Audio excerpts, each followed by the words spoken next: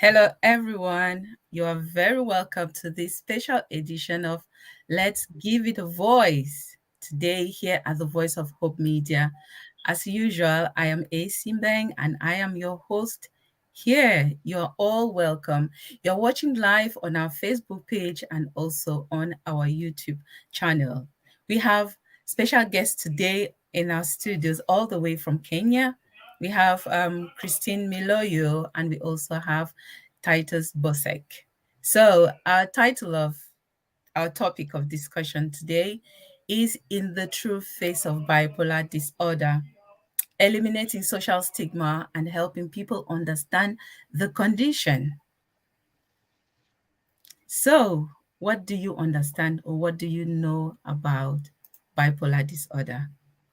Our guest speakers are here today and they will be able to tell us exactly what it is all about from experience. They will be speaking from their personal experiences. And they say experience is the best teacher. So if you're just joining in, you're watching live on our Facebook page and also on our YouTube channel. So you share and invite your friends to watch with us. If you have any questions, you put them down in the comment section, and then our guest speakers will be able to answer your questions as soon as possible. So thank you so much for joining us today. Once more, it's the Voice of Hope Media, where we give a voice to those societal issues often regarded as emotional, as taboo, as too sensitive. And we give a voice to these issues so as to empower you, so as to inspire you, to educate, to give you hope, and also to help others open up conversations around these difficult conversations. People who give a voice to their issues, they get healed somehow, and it also helps others to be healed. So at the Voice of Hope Media, we empower, we educate, we inspire, and we give hope to individuals facing challenging and complex life issues, including special educational needs. So one of those topics we are going to be discussing today is bipolar disorder. We are going to hear all about it from our guest speakers. So we will start with Christine today with your introduction. But before we start, just a little bit about what we are going to talk about today. It's going to be about what bipolar disorder is all about, how it manifests itself, what are the risk factors for bipolar disorder, what are some of the signs and symptoms of someone who has bipolar disorder, and then how do we eliminate social stigma, and also how do we help others to understand the condition in order to be able to support those who are those who have the disorder. As well, what is that language? What are the languages? What is it that we have to say to individuals who have this condition? Is there a particular language we have to use, or do we just have to say things the way we like? So let's hear it from our guest speakers. Christine, over to you for your introduction, and thank you once more. You're most welcome. Yes, my name is Christine Miloyo Mbima, all the way from Nairobi, Kenya. I'm a social worker by profession, but currently working as a teacher in one of the informal settlements in Nairobi. I am also a mental health advocate and advocates for the rights of mentally ill persons through dance, art, and fashion through the organization Stand Out for Mental Health.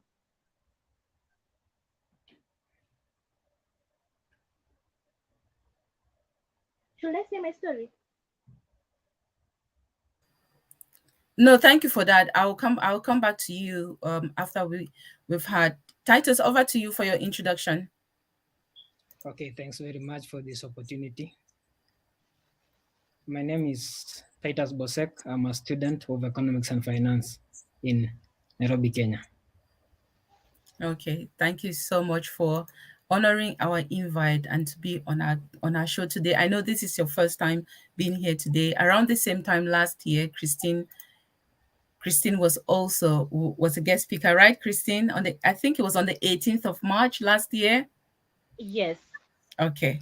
Yeah, thank you so much for coming back this year because um bipolar disorder is not an issue to be discussed on a single day. it's something that affects people every day, all year round, right? So it's necessary that we give a voice to these issues. And one of the reasons why we choose March to talk about bipolar disorder is the 30th of March is I think it's celebrated. Oh, Christine, do you want to talk more about the day? Yes, on 30th March, it is the birthday of Van Gogh, who was an artist, and it is believed that he had bipolar disorder. So that's why we celebrate World Bipolar Day on 30th March. It's a way of creating awareness about the abilities and creativity of persons with bipolar disorder. This year's theme is We Are Bipolar Together, to mean that people with bipolar deserve to be loved and supported in their families and also in their workplaces. So it's a way of creating awareness and also acceptance for those with bipolar disorder.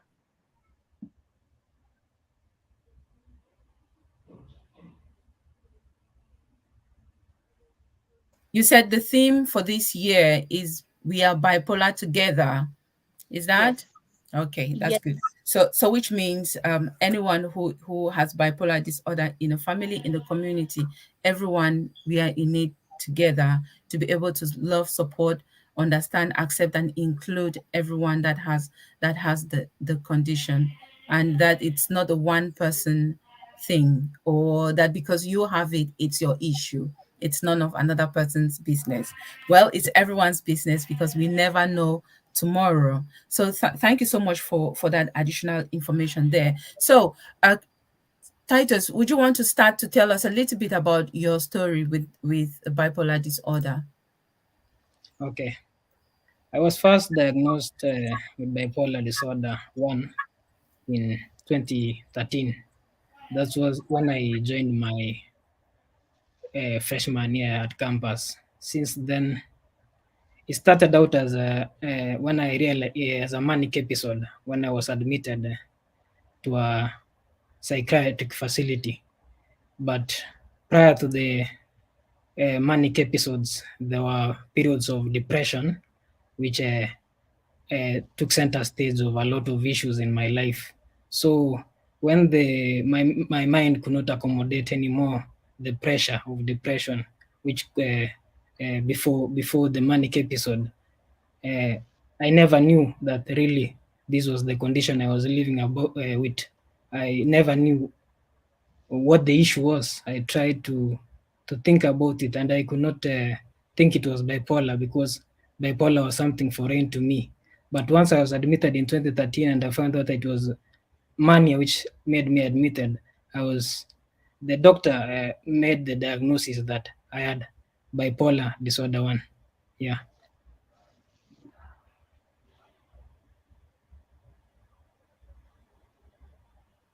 How did you feel when they told you you had bipolar disorder? Had you heard about it before? No, I had not heard about bipolar before, and it was something foreign to me. It was I never thought even I could have such maybe bipolar. But Mm-hmm. upon getting the news that I had bipolar, it became hard for me to take in the news, Mm-hmm. and that's when I struggled and in understanding and wanting to know more about bipolar in order to cope with it. Mm-hmm. So after the bipolar diagnosis, it was a journey of accepting that became hard to me as I lived more in denial than acceptance. Yeah. Okay. But you knew about depression and other forms of mental health problems or mental health issues.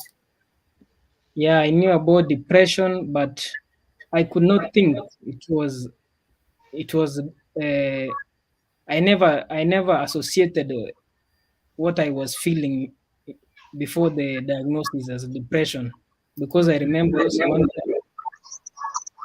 one time when I went to the hospital and I told the doctor that I had joint problems, and actually it was due to the overwhelming thoughts which were in my mind. That was when before the diagnosis. So I never knew it was depression, but later I came to know that the sadness that I had in life at that particular moment was due to the depression that was consuming me in my mind. Yeah, Okay, yeah. that's good. Thank you so much for that. Christine, welcome. I know you've heard about your story before, but we are never tired of hearing about your story. So carry on. So for me, my journey began in 2010 while I was still a third year in university.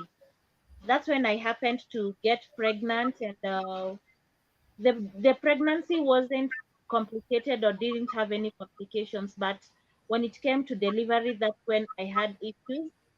I labored for 48 straight hours and delivered baby who was severely asphyxiated, and the baby passed on 5 weeks later.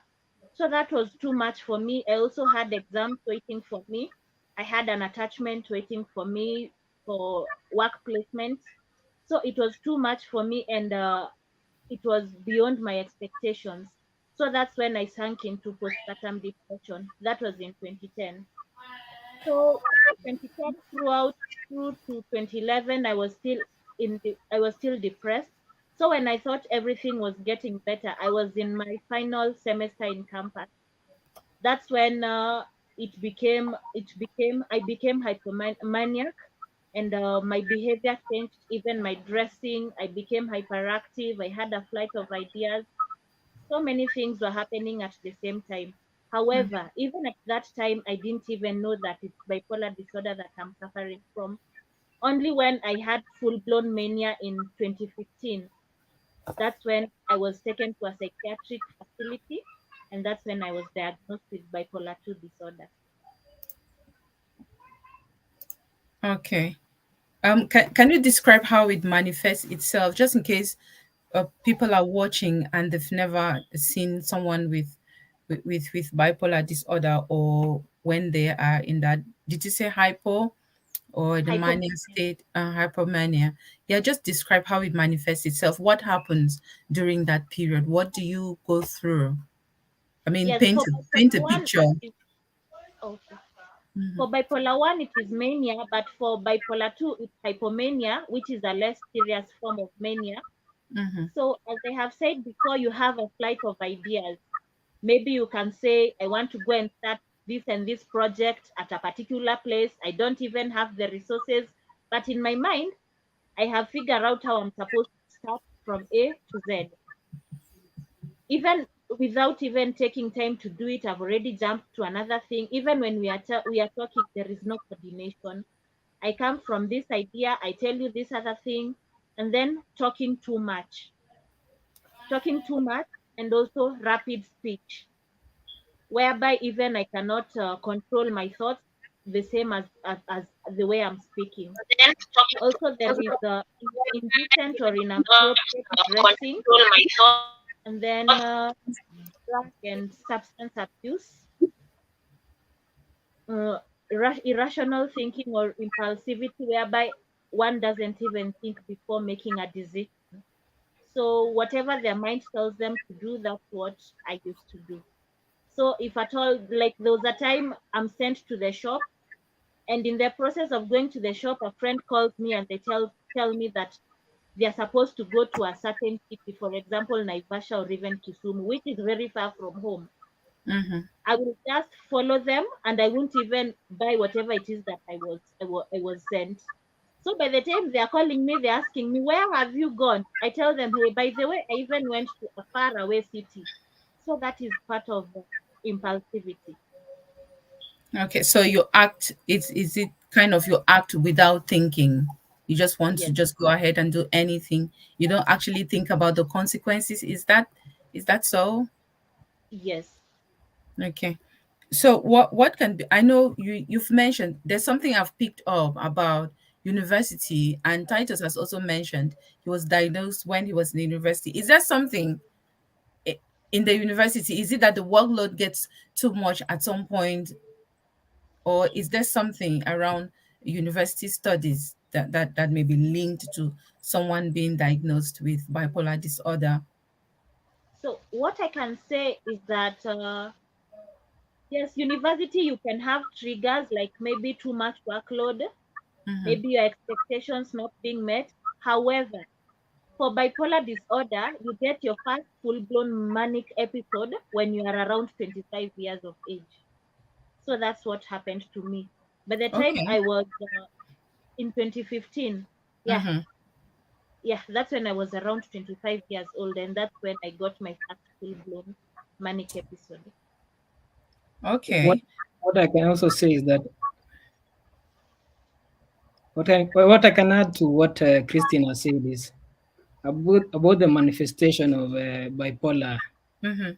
uh, mania is normally majority of the people ex- experience it between teenager and almost mid 20s. So that's there's a possibility of a person having a manic episode within a certain between maybe 18 to 25 years. Like for me, my first experience of mania was just around 18 years. Mm-hmm. So I think it's the experience of the onset of the illness is different. It varies from one person to another. Yeah. Yeah, but Okay. it also depends on the triggers. Okay. Yeah, So what would you say triggered yours? What was I going on around you during that period? Because Christine actually mentioned she gave birth and then she lost the baby. That's a lot of trauma that could equally lead one down that depression route, and then maybe leading to that hypomania or mania. So what were your triggers? What was happening around you? actually at that time in campus it was maybe it was a change in environment. It was a foreign environment for me. So Mm-hmm. meeting new people and having a history uh, of, of social isolation before that during my school year. It had compounded over those several years that Mm-hmm. coming to university now, you have all the freedom, you have all the choices to make. But once Mm-hmm. you try to connect with people and the new environment which you are in, you seem so far away from other people. So I think that got got over my head and I could not manage it, and that's why that's one of the reasons I can attribute to the cause of that mania. Mm-hmm. How did Yeah. it manifest itself in you? Because you just mentioned that it differs from one person to another. How did paint a picture of what happened? Okay, mine was I remember just a day things in life because mine it started like a manic episode. The having that manic episode was a very severe one that it was a 1 week period, almost 1 week or 1.5 weeks period of a manic episode. I could not sleep, barely. I could not sleep. I remember a day I woke up at 4 a.m. in my hostel and uh, and started mopping the hostel. I remember also I had a level of persuasion that was on another level that I felt so so like having powers that are so strong than normal. Like you think yourself as a higher person. I remember when my when I could not I could not stay in one place at one particular time. It Mm-hmm. was just rush of ideas here and there.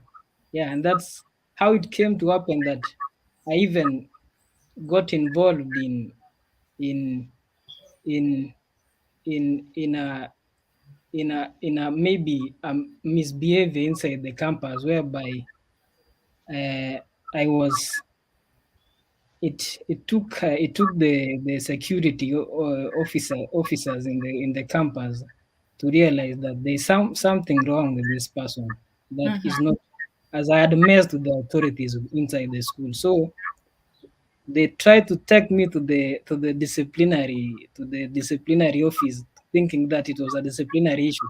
But upon me getting here, the way I was talking, I was so psychotic. There was no real touch with reality. So they had to refer me to a mental hospital for further checking what was really happening. Yeah, Okay. yeah, So were you aggressive, or you were just speaking yeah. things that were not making sense? Were you aggressive? I was very aggressive at that time. Mhm. I was very aggressive, a lot of energy. Even my handlers who are trying to put me. I remember I was talking to hospital with an any hospital van, ambulance van of the campus. So I remember trying to smash the window by my foot, and I was restrained. I had to be restrained, to be held down. Yeah. Yeah, I was also prior to all those events. I one day just within that manic period, I when I thought I was always thinking that there are some people after me. There's a feeling of there are some people against you. That's I normally hear a lot of people saying I feel like I'm being followed by some people who want to harm me. So Okay. one day I tried to run and enter someone's shop. Hmm. And when that person saw me inside the shop, he said, this person is a thief. So the lady screamed, and I had to run outside. And I was almost mobbed by an angry mob. Okay. Yeah. All So right. that was the extent of the risk that the maniac put me on towards my Okay. life. Yeah. Yeah, thank you so much for that. Thank you so much everyone for joining in and for watching. You are watching Let's Give the Voice here at the Voice of Hope Media with host A Simbeng. Our guest speakers are all the way from Kenya. We have Christine Miloyo and we have Titus Bosek from Kenya, Nairobi.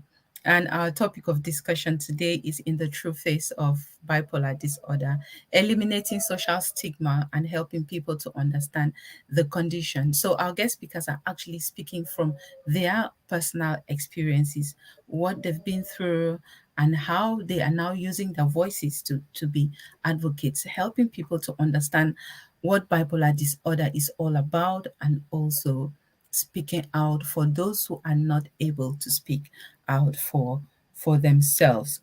So I read somewhere, Christine, it says successful bipolar treatment starts with asking the right questions. Can you tell us more? So asking the right questions as just simple questions.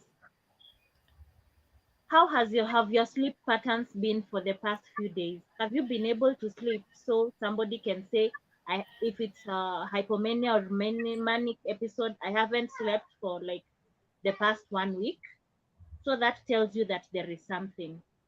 Also about now you see when you're being taken to a psychiatric facility, it means you are not in the right frame of mind to make up your mind to take to take yourself to the hospital. So normally I'm accompanied either by my mother or by my sisters.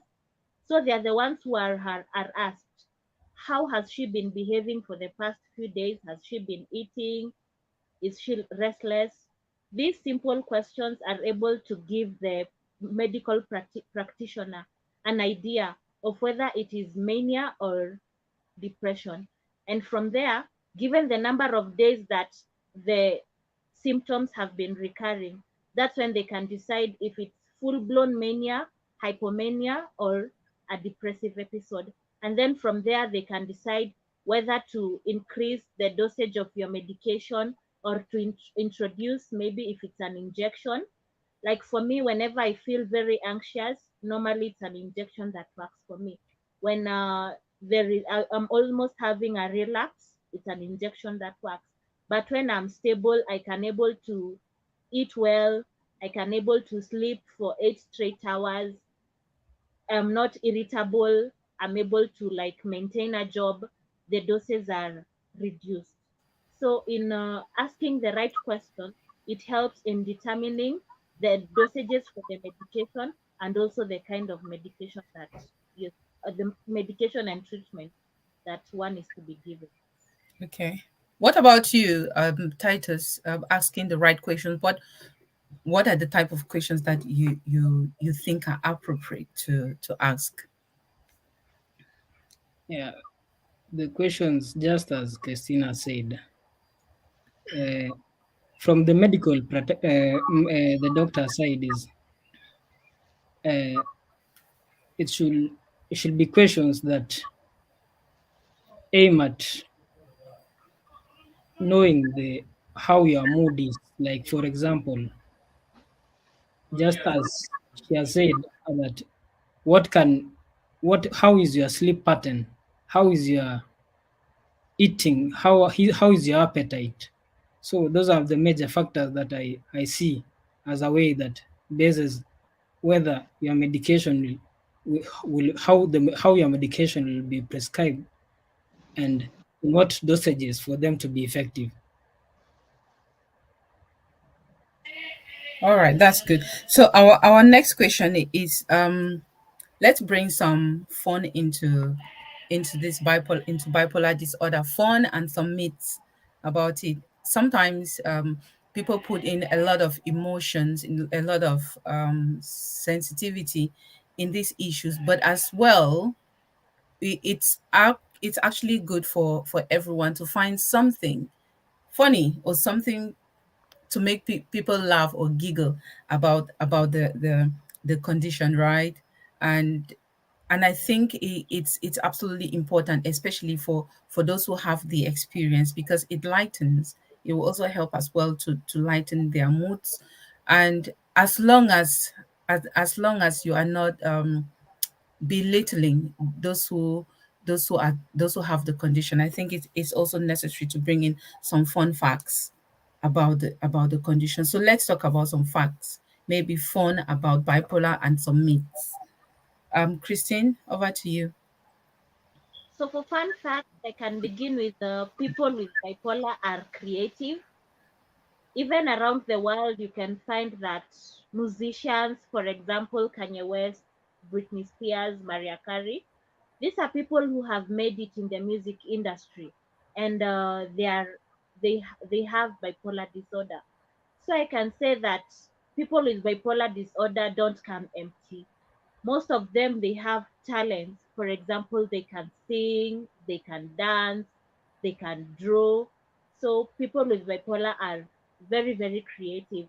And you can find that most of the people that have interacted with bipolar disorder, they are very smart upstairs. They are geniuses, most of them. And so that comes to tell you that in as much as we can struggle with our moods and our emotions, basically, intellectually, our IQ is very high.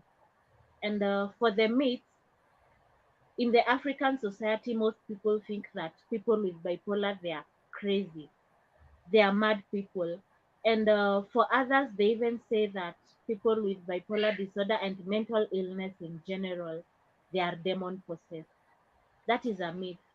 What we know is that bipolar disorder is a mood disorder that is characterized with the highs and lows. There is nothing like demon possession, and we are not crazy.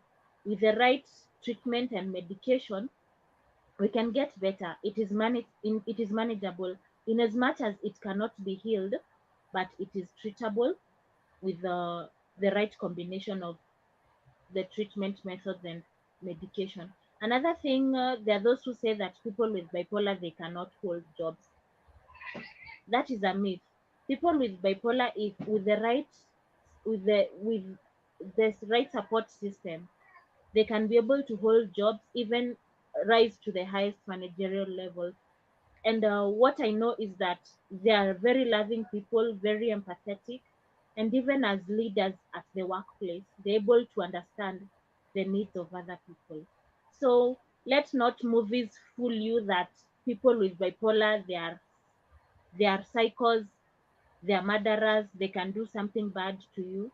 No, we are not harmful. The medications help us to manage our emotions and to live productively. Thank you.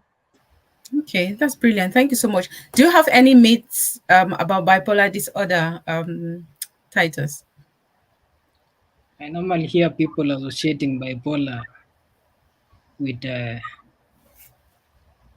as if it's they don't believe that bipolar is real. They normally associate it with normal mood patterns. Just even if someone sees someone else has a sudden change in mood, that doesn't equate to being a bipolar episode. Someone says you are being bipolar, so it is a term that is being used widely as wrongly by people who don't understand it Yeah. in the society. Yeah. Okay. That actually brings me to a change of language. I read somewhere it says change the language. One of the easiest ways to advocate for others and reduce stigma is shifting language so that people with bipolar disorder don't become identified as their illness. From what you've just said, that people say someone is being bipolar. Yeah. That's what do you think about that, Christine?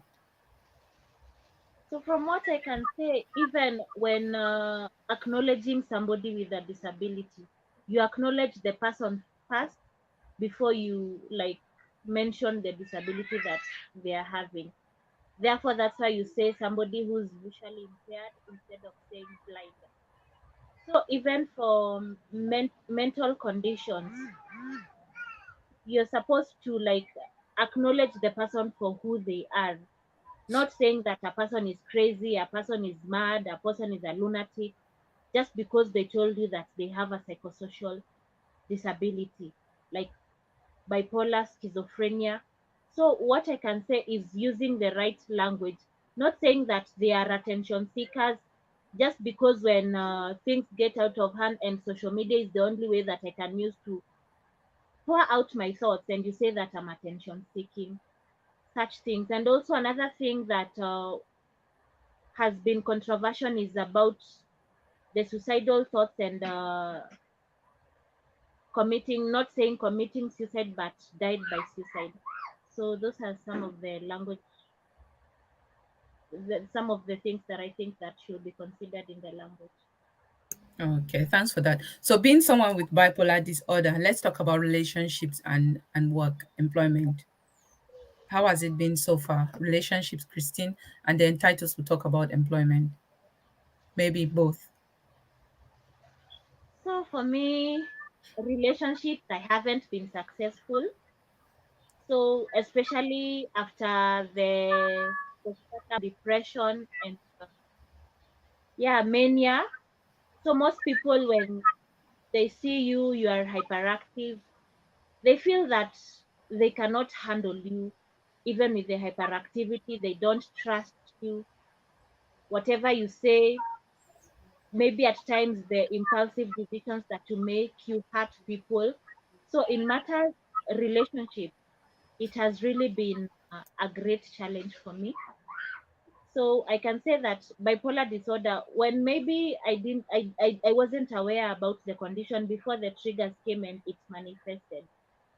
I think in matters relationship, it was easier for me to manage because even right now, if a relationship is stressing me, since it is one of my main triggers, so I'll rather just leave that relationship for the sake of my mental health instead of my mental health deteriorating because of a particular person.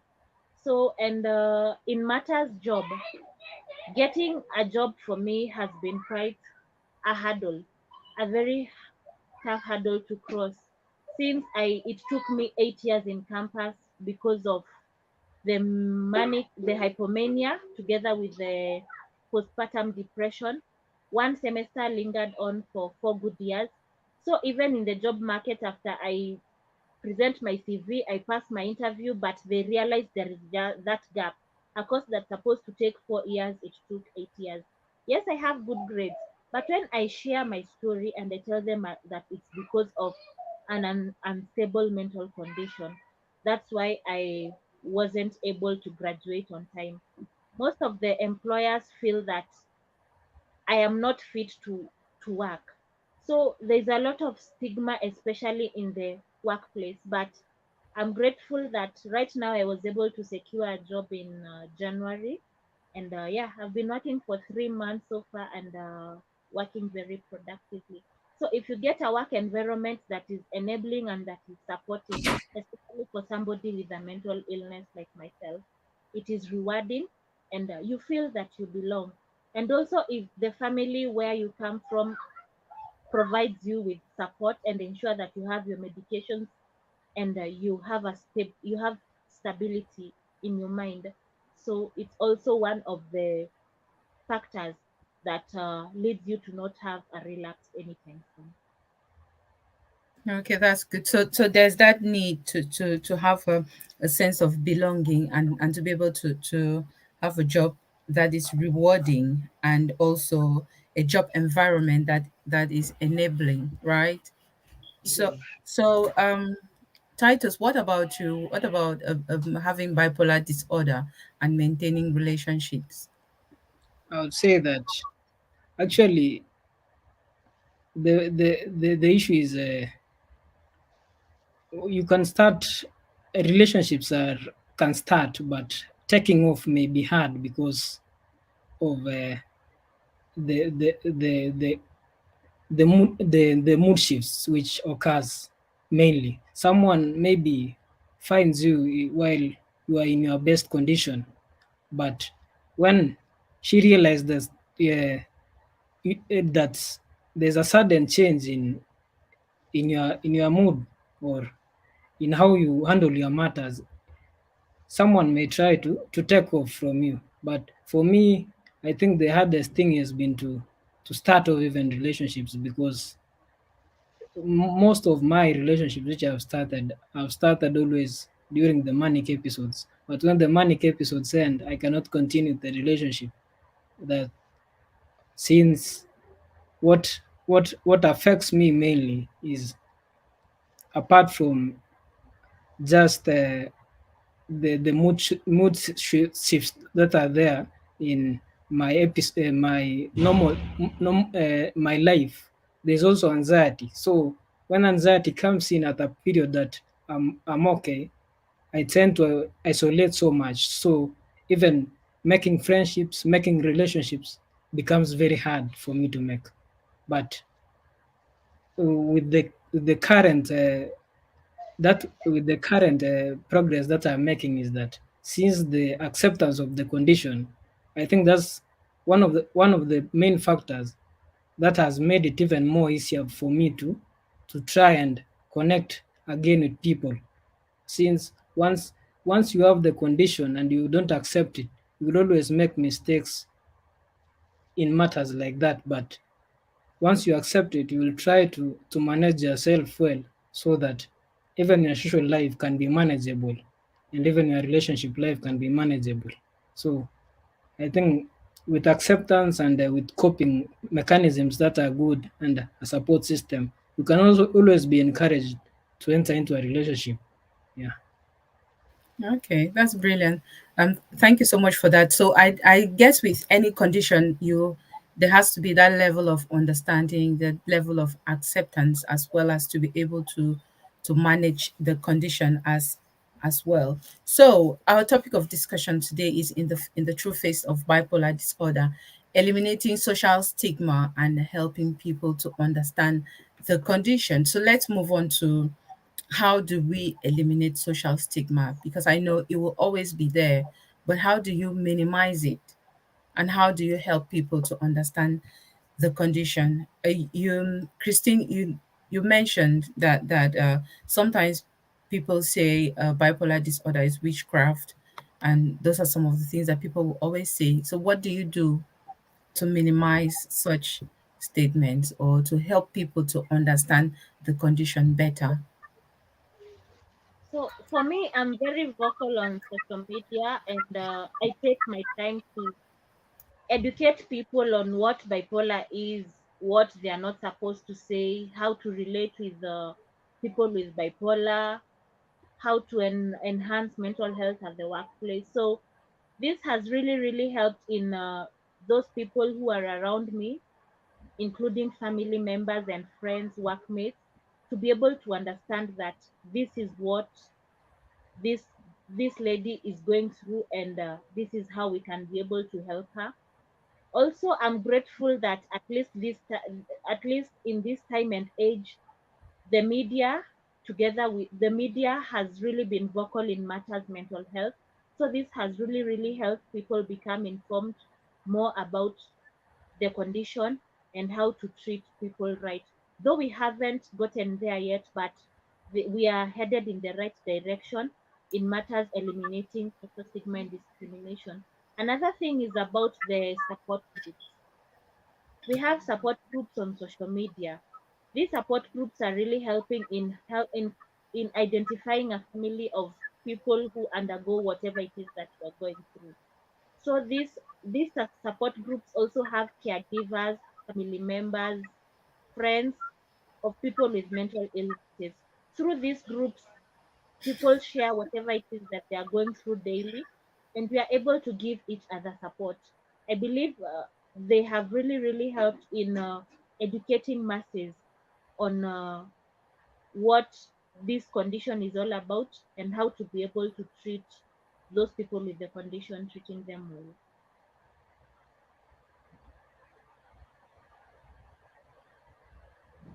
Before I go to Titus, how apart from social media, where else do you help to raise awareness and to advocate?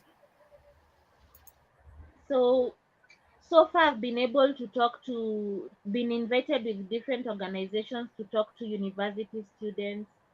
Sometimes it is church groups, and to be able to educate them on matters depression. You see, issues of depression, suicide are really rampant among the youth. So informing them on very important information about depression and suicide is really important. That's what I've been doing so far. And with March being Bipolar Awareness Month, each day I take time to talk about different issues that surround bipolar disorder. And yeah, that's what has seen me even come to such a forum to be able to educate people on bipolar disorder. Okay, thank you so much for that. Titus, what about you? What have you done so far to eliminate social stigma, and how what do you do to help people understand the condition better? Okay, for me, in order to eliminate stigma, there should be enough sensitization in the society about the illness, that a mental condition is just like any other condition, only that a mental condition is not something you can see. So, for me, what I've done is for myself first, because I try to educate those around me that actually this is my condition, and it's not something that is anyhowly associated with, maybe as Christina said, maybe witchcraft or what, but it's something that is something as a brain, or as a mind, is something that is a brain or mind illness that can happen to anyone. So in order for the society to realize that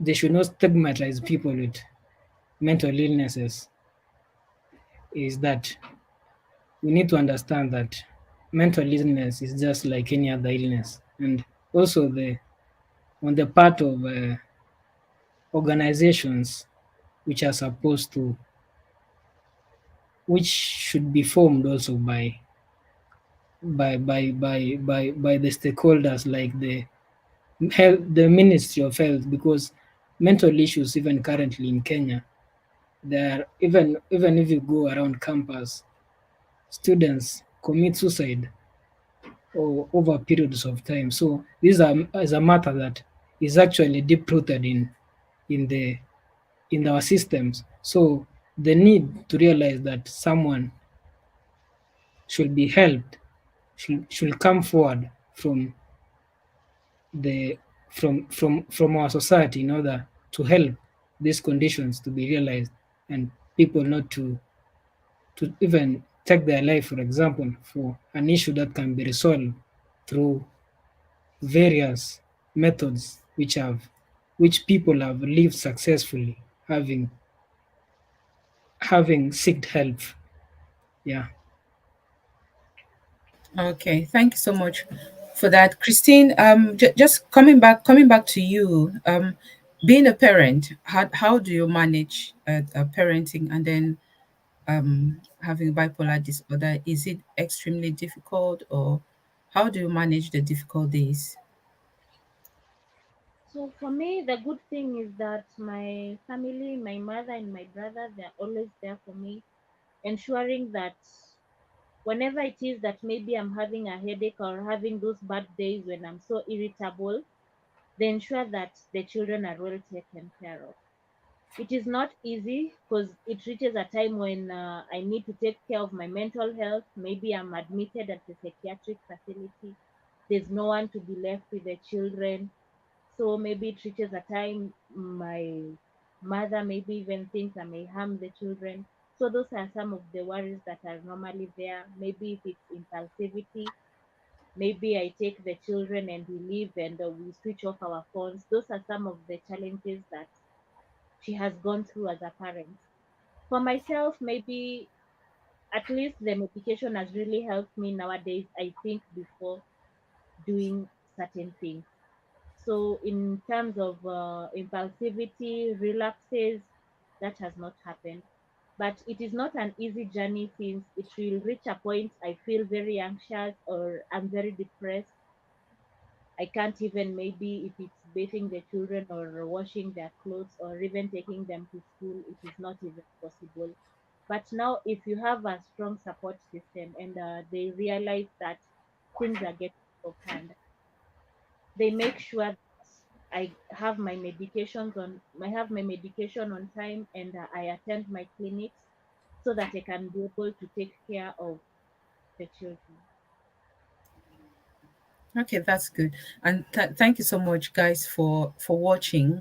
You are tuned onto the Voice of Hope Media with Let's Give It a Voice episode, where we are talking about in the true face of bipolar disorder, eliminating social stigma and helping others to understand the condition. Here at the Voice of Hope Media, we educate, we empower, we inspire, and we give hope to individuals facing challenging and complex life issues, including special educational needs.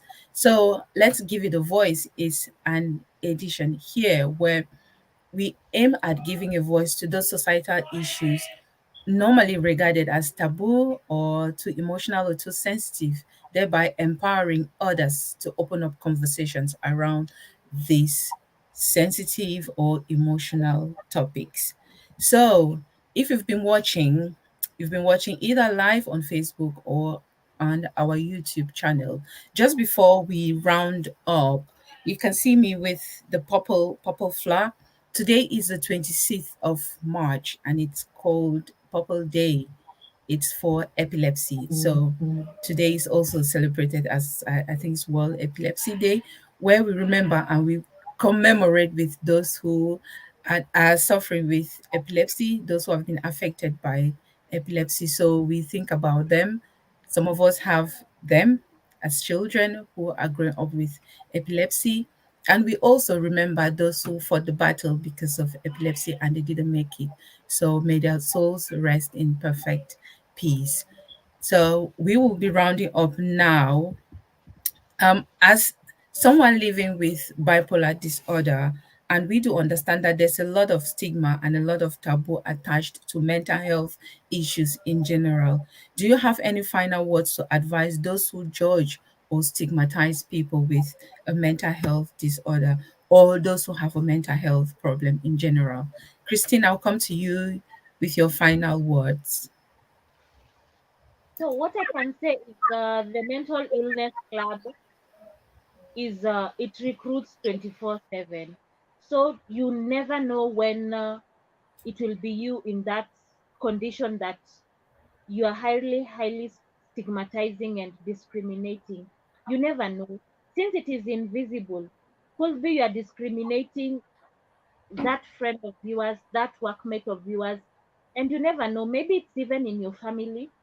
So you could even have a child with the condition. And you see, if you block your mind that you don't want anything to do with the condition, you don't even want to relate with the people with bipolar disorder or any other mental condition, it is not contagious. And what I will say is that it should be treated like any other physical illness. People have really, really stigmatized mental conditions such that if you tell them that you go to see a psychiatrist, they already say that you're mad, you're crazy. That is not the case.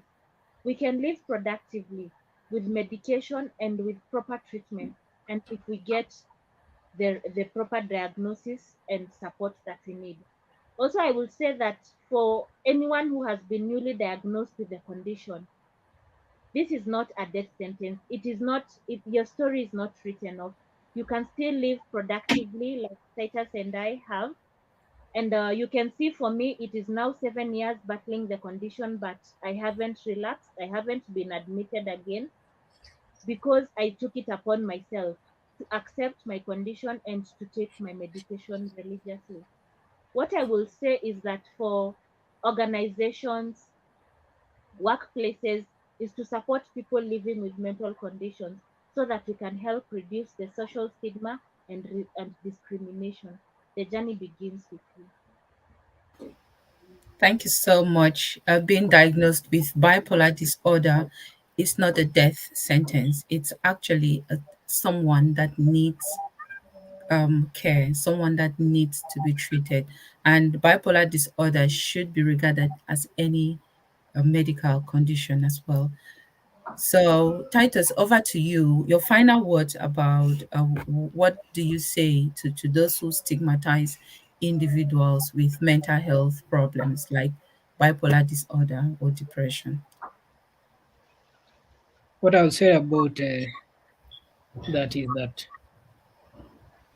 people should realize that mental illness is a manageable condition, and with only the help of people who are around us to be supportive to us, to be understanding to us, it is always possible for us to live a fruitful life. Since the more you isolate someone with a mental illness, the more the condition worsens, and even that person who is there, who is not being supported, always lives a hard life without the support of others. So, with people's ability to in order to understand that our lives can be normal, just like theirs is normal, is for them to realize that we are not strange beings. We are just people, as same as they are. Thank you so much for that. The more you isolate people with a mental health illness, the more the condition becomes difficult to manage. So a mental health condition is it's something that's manageable if well known, if well understood. So everybody out there, I hope you've learned something new today.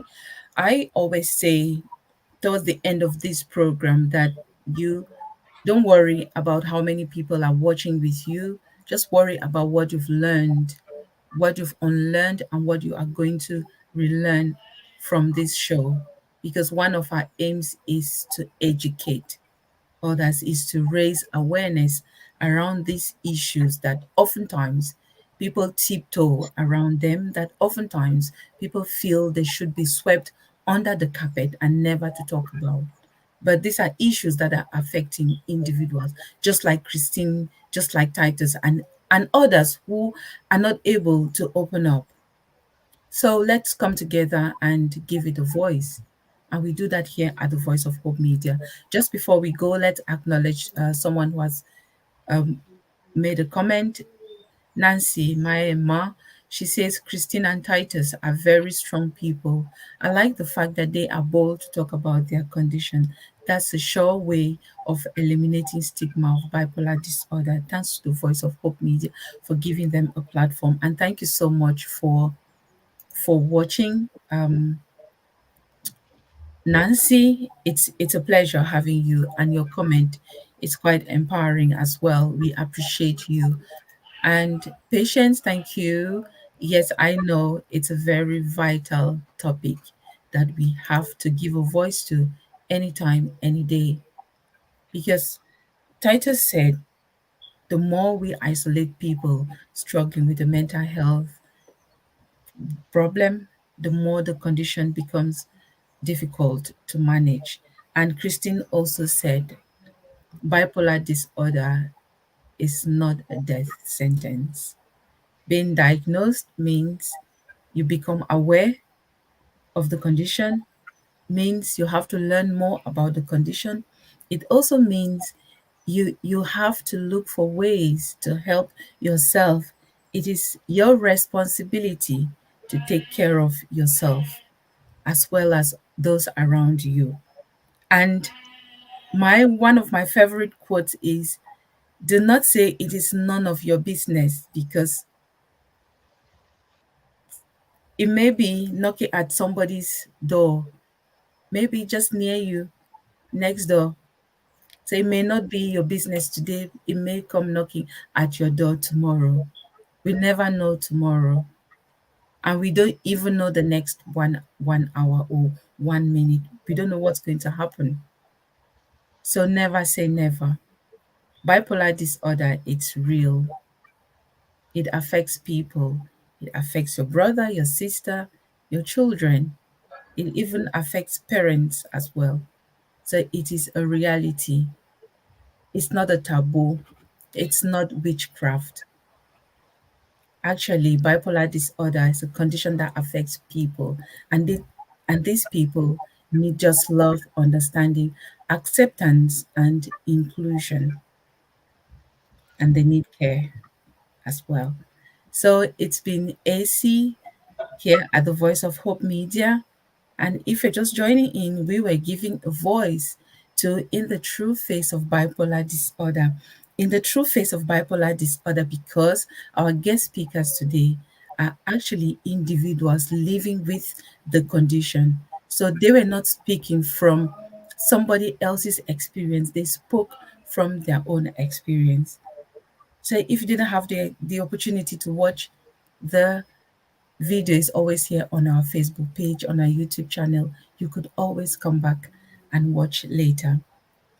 And in everything we do, we have to be kind to any person that we meet, because we don't know what somebody's suffering with. We don't know what that person is struggling with that is invisible, that you cannot see. And one of those invisible conditions is bipolar disorder.